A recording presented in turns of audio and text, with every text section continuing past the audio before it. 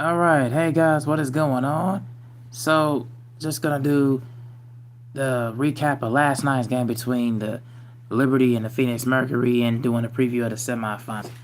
So, the Phoenix Mercury advanced to the semifinal round to play the Minnesota Lynx, and we already got the matchup on the other side with the Vegas Aces and the Indiana Fever. But recapping this game, Phoenix pretty much was up in the first quarter. The Liberty had cut the lead down to 4 points, and then they end up cutting the lead down to one, heading towards the third quarter. The story pretty much for Phoenix was the fact that they out rebounded the Liberty by 13. I believe they had like 40 rebounds to like 27. Yeah, they pretty much out rebounded the Liberty at any given cost. Uh, Alyssa Thomas had again had a triple double, and Satu Sabali had a double double. Kalea Copper with a couple big baskets in the fourth quarter, and Sammy Whitcomb off the bench had 13 points. She hit a couple of big 3 pointers I saw last night, and that was the overall difference for them and how they was end up winning. But as far as what I want to talk about with the Liberty, this pretty much the two bigger stars was Brianna Stewart and Sabrina Ionescu. Both of them were pretty much the highlights for the Liberty because the New York Liberty could not find a basket any way possible as far as from others contributions. I mean, defensively they did not have the same aggression, the same tenacity. You would think you would get from Natasha Cloud, Leonie Fibich, and Jockwell Jones. None of them really had any kind of impact last night that really put the game in balance and really put it in perspective for them. Kennedy Burke could not hit a shot at all when she came off the bench. Uh, Nate Tibbett for the Phoenix Mercury pretty much outcoached New York Liberty's coach right there. And that kick pretty much was the bolting difference in the game and why you didn't see exactly what you saw from them, and it kind of just made it worthwhile. Now, in light of everything, the Liberty kind of, as far as roster changes from the championship year last year when they wanted to win the Minnesota Lynx, you kind of saw that, and that went the long distance.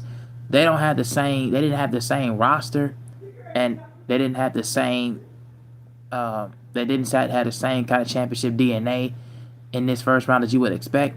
Because if really, to be quite honest with you, if Phoenix would have played even sound-minded ball in the first game, they probably would have won this series. They probably would have swept them. Because the Liberty defensively, like I said, was not the same as what it was in the championship year. And Brianna Stewart did a lot. You gotta feel awe for her because she pretty much carried the game through. She pretty much did her thing, and she had a lot of wear and tear, injury. And I think and that's why she had a leg brace. A leg brace, and she was still playing on that and still able to get a lot of contributions in, and still was able to put it all, together. At least give them a chance. Sabrina Ionescu, she hit some big 3 pointers in the first half, but again, it just wasn't enough.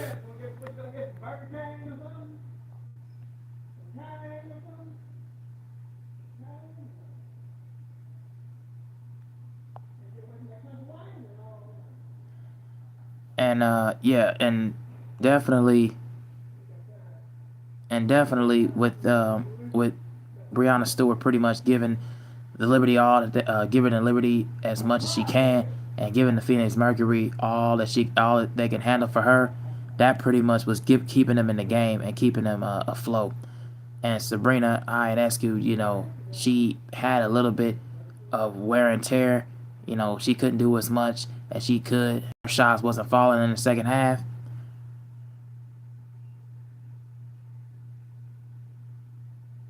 Oh, Megan Solder, hey, how's it going? But yeah,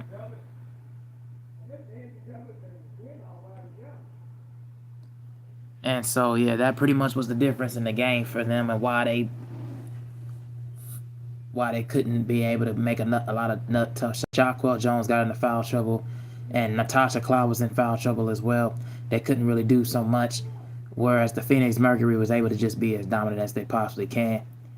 And in the first half, DeWanna Bonner got in the foul trouble that kind of gave them a little bit of spark, gave the Liberty a little bit of spark, um, and especially Brianna because she was able to be as dominant in the second half when she was guarded by Bonner. And Natasha Mack, kind of wasn't in a rhythm for Phoenix, and as well as the fact that McConney for Phoenix, and really Coach Nate Tippett needs to get a lot of credit because he made the adjustments, for the first half and the second half. He saw that the game was kind of slowly but surely about to slide. The momentum was about to slide in their direction and in the Liberty's favor, and he made the adjustments in order for Phoenix to just still keep and maintain their pace and play at a faster tempo. But what they really need to work on, as I will talk about this in a preview of the semifinals matchups, Phoenix needs to work on their turnovers because they had the Liberty scored at least 20 points off of Phoenix's 16 turnovers. That cannot happen in the next series against the Minnesota Lynx because if DeJounte Carrington, from what I've heard, I don't know if she'd be able to come back, but if she does, that's going to be a problem. You cannot be affording to turn the ball over like that last night and making your way on the road traveling to Target Center in Minneapolis to play the Lynx. You cannot be able to do that. That is just unacceptable for anybody on that magnitude, especially Kalea Copper and Alyssa Thomas and Satu. So, meanwhile, getting to give me 1 second, guys. Here we go.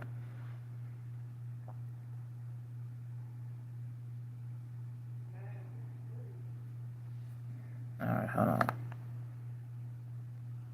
So getting to the preview of the matchups between the Fever and the previews of the matchups between the Fever and the Vegas Aces. Now this series is going to be very tough for Indiana because number one, and Vegas is going to be tough for Vegas too because they're not facing the same team with Aura McDonald because she's out for the year along with Sydney Colson. So now they got Odyssey Sims and Aerial Power. So it's going to be a different lineup and a different look whenever they're in the lineup. And then Petty coming off the bench as well. That's going to be a different look for Vegas. So they're going to see something a bit different for them. I can see that series going the distance.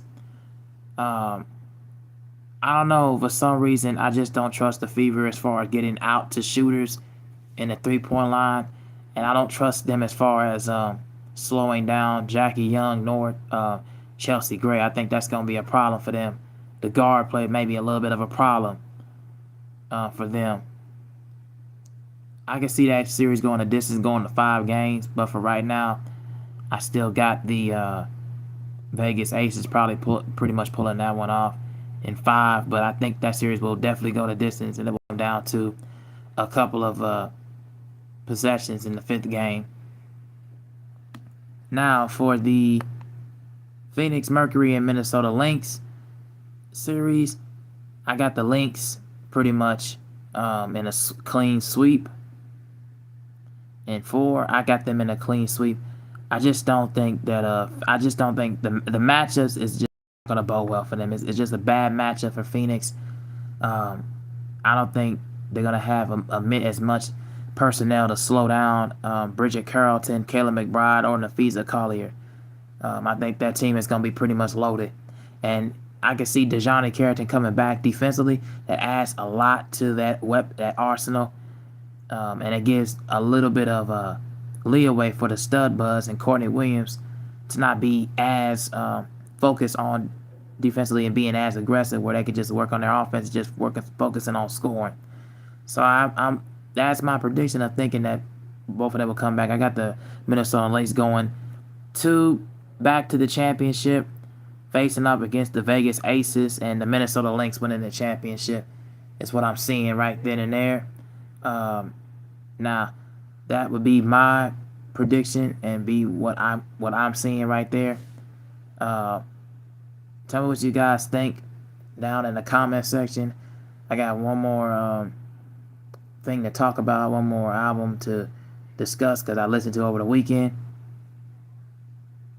So yeah, I'll get that video to you guys about in another about 10 minutes or so. So be aware of that. But otherwise, those are my previews. So game one, I think the Vegas Aces will win that, and game one, I think the Lynx will win game one. And I just think that series it'll probably go for the Aces will be going back and forth, and for the Lynx, I think they'll get them in a sweep. But that's how I see it. Tell me what you guys think down in the comment section. I'm out. Peace. Thank you all for watching and liking and commenting and subscribing. Peace out.